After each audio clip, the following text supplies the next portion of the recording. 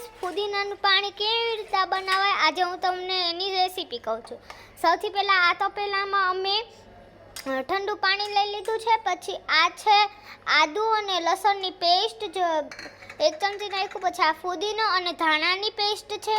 પછી આ છે સંચળ, અને પછી આ છે ખાંડ, અને 1 ગ્લાસ ઠંડુ પાણી મારી મમ્મી નાખશે હમણાં 2 મિનિટ પછી.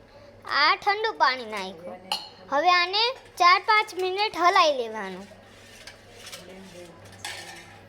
પછી આમાં નાખવાનું લીંબુ નાખવાનું. લીંબુ નાખી મિલાવી દેવાનું.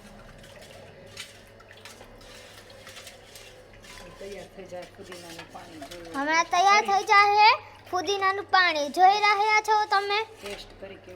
ટેસ્ટ કરી છે. હવે કેવું લાગે છે? મારી મમ્મીએ બનાવ્યું છે તો હવે ટેસ્ટ કરી છે.